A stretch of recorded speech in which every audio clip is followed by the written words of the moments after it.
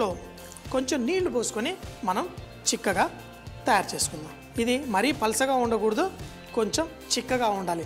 అయితే మనం సాధారణంగా పకోడీ పిండి ఇది టేస్ట్ చేయం, కానీ ఎప్పుడైనా హోటల్లో మేము పనిచేసేటప్పుడు మనకి టేస్ట్ పర్ఫెక్ట్గా ఉండాలంటే ఇలాంటి బ్యాటర్ని కూడా లైట్గా టేస్ట్ చేయడం చాలా బాగుంటుంది. కానీ మనం ఇందులో అద్భుతమైన సువాసన తీసుకురావడం కోసం మన ఈ వాము పొడి ఏదైతే ఉందో దాన్ని కూడా రెడీగా ఉంది. దీన్ని ఇందులో వేసుకుంటే మంచి సువాసన వస్తుంది. ఇందులో ఆ వాము పొడి, ఈ వామే దీనికి మంచి రుచి ఇస్తుంది. మరి వాములో ఉన్నది ఏంటంటే కొంచెం వేసినా దాని రుచి చక్కగా పడుతుంది. కానీ నూనెలో ఫ్రై చేసుకున్నాం కదా, ఈ బ్యాటర్ని ఈ విధంగా కలిపేసి పెట్టేసుకుందాం. తర్వాత దీంట్లో పన్నీర్ ముక్కలుగా కట్ చేసి వేసి ఫ్రై చేసుకుందాం.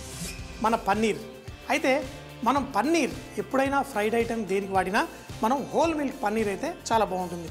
ఎందుకంటే మనకి లో ఫ్యాట్ మిల్క్ పన్నీర్ కూడా దొరుకుతుంది, కానీ అది కొంచెం రబ్బర్ ముక్కలాగా అయిపోతుంది మనం ఫ్రై అది చేసుకున్నప్పుడు. సో హోల్ మిల్క్తో ఉన్న ఈ పన్నీర్ మనం వాడుకుంటే చాలా బాగుంటుంది. దీన్ని మనకు కావలసినంత సైజ్ పీసులు మనం కట్ చేసేసుకుందాం. మేము 5 స్టార్ హోటల్లో పనిచేసేటప్పుడు, అంటే నేను అంటుంది 25 సంవత్సరాల కిందట, ఈ పన్నీరు చక్కగా నీళ్ళల్లో, చల్లటి నీళ్ళల్లో పెట్టి వచ్చేది. అప్పుడు ఇలా వ్యాక్యూమ్ ప్యాక్డ్ అవన్నీ లేకుండేది. అయితే ఈ పన్నీర్ నిలువ ఉండడం కోసం మనం నీళ్ళల్లో ముంచి పెడతాం. సో మరి దీనిపైన కొంచెం జిగురులా ఏదన్నా వచ్చిందనుకోండి, దాన్ని ఫ్రై చేసి వాడుతూ ఉంటారు. సో మరి ఈ పన్నీర్ ముక్కలు రెడీగా ఉన్నాయి. దీన్ని చక్కగా దీంట్లో కోట్ చేసి ఫ్రై చేసుకుందాం. కేవలం మైదా పిండి వేసి చేసుకున్న దాన్ని మనం దీంట్లో పన్నీర్ ముక్కలు కూడా వేసేసుకుందాం. అయితే పన్నీర్ ముక్కల్ని ఇలా ఒక పక్కన నిల్చోబెట్టుకుందాం. పెట్టుకొని ఒక్కొక్క ముక్కని ఈ విధంగా చక్కగా ఫ్రై చేసేసుకోండి. ఈ ముక్కలు ఒక్కొక్కటి ముంచి వేసుకోండి. అయితే చాలామంది ఏం చేస్తారంటే పన్నీర్ ముక్కలు అన్నిటినీ ఒకేసారి వేసేస్తారు. అలా వేసి మనం వేస్తే ఈ పన్నీర్ ముక్కలు ఇరిగిపోతాయి. సో అలా కాకుండా ఈ విధంగా వేసుకోండి.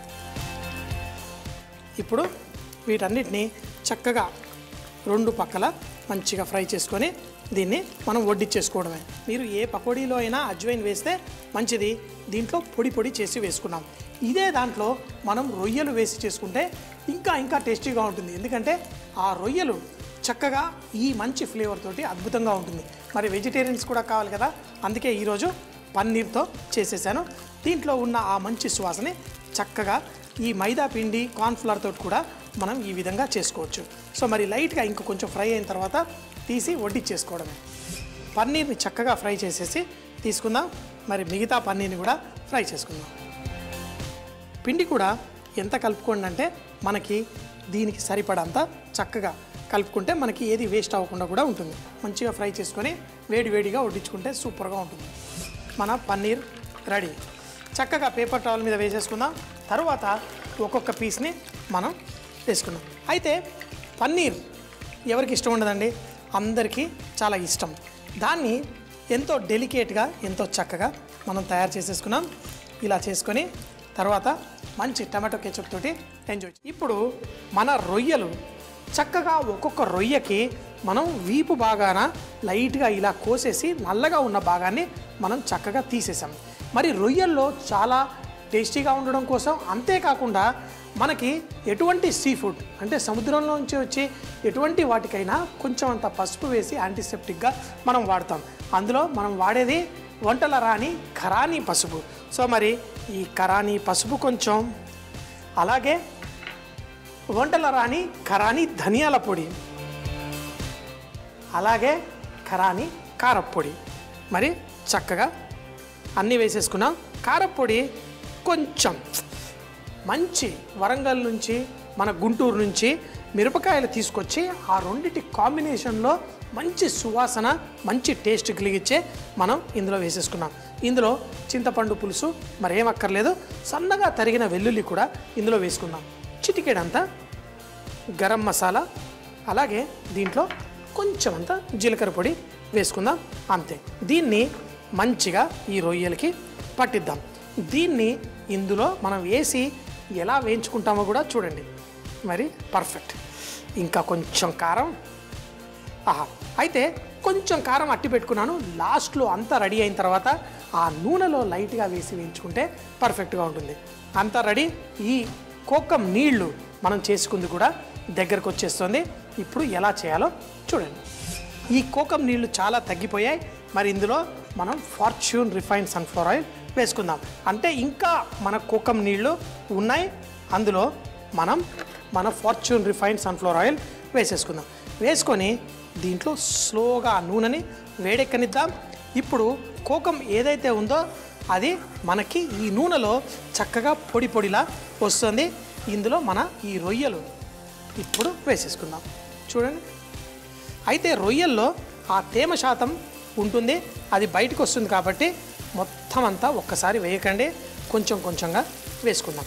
అయితే ఇలా చేసేటప్పుడు 2-3 బ్యాచుల్లో చేసుకోవచ్చు. ఇలా వేసి ఆ కోకం నీళ్లతో పాటు ఇది చక్కగా ఆ కింద ఉన్న కోకం నీళ్ళని మన రొయ్యలు చక్కగా పట్టి పీల్చేసుకుంటుంది. మరి వీటిని కొంచెం దూరంగా ఉంచి మనం ఫ్రై చేసుకుందాం. వీటి మధ్యలో ఫ్రెండ్షిప్ మనకొద్దు, అవి ఫ్రెండ్స్గా ఉంటే మనకి పర్ఫెక్ట్ కాదు. వాటిని దూరంగా చేసి 2 పక్కల వేయించుకుందాం. కొంచెం రొయ్యలు ఫ్రై అయ్యాయి, మరి ఇంకో పక్కకి జరిపేద్దాం. వీటిని మరి కొన్ని రొయ్యలు దీంట్లో సన్నగా తరిగిన వెల్లుల్లిని దీనిపైన ఈ విధంగా జల్లేసుకోండి. అలాగే దీంట్లో కరివేపాకు కూడా పైన వేసుకోండి. పచ్చిమిరపకాయలు మాత్రం ఇప్పుడే కాదు, ఇలా మూత పెట్టే గిన్నె అయితే పనికిరాదు. ఇలా ఉండి ఆవిరి ఎంత వచ్చినా అది గాలిమయం అయిపోవాలి, అప్పుడే ఈ రొయ్యలు పర్ఫెక్ట్గా వస్తుంది. చూడండి, ఆ కోకం వల్ల ఆ కొంచెం ఎర్రతనం దీనికి కూడా వచ్చింది, కానీ దానివల్ల అద్భుతమైన టేస్ట్ వస్తుంది. ఇలా ఆ మిగతా తేమ కూడా వెళ్ళిపోవాలి, ఉండకూడదు. ఇలా చేస్తూ మనం తరువాత ఆ తేమ వెళ్ళిపోయే టైం కల్లా మనం ఇందులో ఉల్లిపాయలు కూడా వేసుకోవాలి, కానీ తేమంతా వెళ్ళిపోయిన తర్వాత. కరివేపాకు ఇందులోనే చిటపట్లాడుతూ మంచి టేస్ట్ దీనికి తీసుకొస్తుంది. ఇప్పుడు ఉల్లిపాయలు, పచ్చిమిరపకాయలు వేసుకుందాం. ఉప్పు కొంచెం ఉంది, అయినా మరి కొంచెం ఉప్పు వేసుకుందాం. ఇంకా కొంచెం తేమ తగ్గాలి. రొయ్యలు కేవలం 2 నిమిషాల్లో అయిపోవాలంటాను, ఇది 2.5-3 నిమిషాలు పడుతుంది. ఇంత కూడా తక్కువగా చేసుకుంటే ఇంకా పర్ఫెక్ట్. దీనిపైన కొత్తిమీర.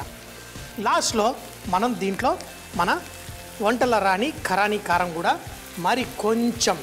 అయితే ఇలా వెల్లుల్లి అన్నీ తాకిన దాంట్లో లాస్ట్గా ఈ ఎర్రటి కారం కొంచెం, ఆ పచ్చి కారం కూడా తాకితే భలే పర్ఫెక్ట్ టేస్ట్ దీనికి వస్తుంది. మరి ఇప్పుడు ఒక్కసారిగా టాస్ చేసుకొని మనం దీన్ని వడ్డించేసుకుందాం. పర్ఫెక్ట్. దీన్ని ఇప్పుడు సూపర్ టేస్టీగా ఉంటుంది. ఆ కోకం వల్ల దీంట్లో ఆ మంచి అద్భుతమైన రుచి వచ్చింది. మన పచ్చికారం, వెల్లుల్లి, అందులో ఆ కోకం మనం ఏదైతే వేసామో అది పర్ఫెక్ట్గా ఉంది. ఇప్పుడు మన ఈ రొయ్యలు చక్కగా వేపుడు మంచి ఎర్రగా, ఆ పైన కారం ఉండడం వల్ల కూడా దీనికి చూడ్డానికి కూడా మంచి లుక్ వచ్చేసింది. ఇప్పుడు మనం గోవనీ స్టైల్లో మనం కోకం వేసుకొని రొయ్యల వేపుడు రెడీ. ఇలా మనం తరువాత ఈ పచ్చిమిరపకాయలు, ఉల్లిపాయలు ఏవైతే ఉంటాయో వాటిని మనం ఒక సైడ్లో వేసుకుందాం. ఎందుకంటే రొయ్యలు ఎంతసేపట్లోనండి ఎన్ని పెట్టినా ఇట్టే తినేస్తూ ఉంటారు. ఇంకా నన్ను అడిగితే ఉల్లిపాయలు నేను అనుకున్న దానికంటే కొంచెం ఎక్కువగా కుక్ అయ్యాయి, కానీ మన పచ్చిమిరపకాయలు పర్ఫెక్ట్గా ఉన్నాయి. వేడివేడిగా వడ్డించేసుకొని తింటే నా సామిరంగా ఆనందం 1000 రెట్లుగా పైకి వచ్చేస్తుంది. మరి సూపర్ టేస్టీగా మంచిగా అద్భుతమైన కరానీ కారంతో చక్కటి మన గోవన్ స్టైల్ రొయ్యల ఫ్రై రెడీ. తినేద్దామా మరి? అద్భుతమైన రొయ్యల వేపుడు రెడీ ఉందని చెప్పేసి నేను ఖాళీగా అయితే కూర్చోను. మా ఇంట్లో నెయ్యి అంటే వెన్నతోటి మజ్జిగలో నుంచి ఆ వెన్నంతా తీసేసి తర్వాత ఇంట్లో నెయ్యి తయారు చేసుకుంటాం కదా, అదైనా ఎటువంటి వేపుళ్ళు, ఈ రొయ్యల వేపుడు, చికెన్ వేపుడు, మటన్ ఫ్రై ఏది చేసుకున్నా ఆ గిన్నెలో ఏంటి వదిలిపెడతానా, అస్సలు సిస్సలైన రుచి. అందులో మనం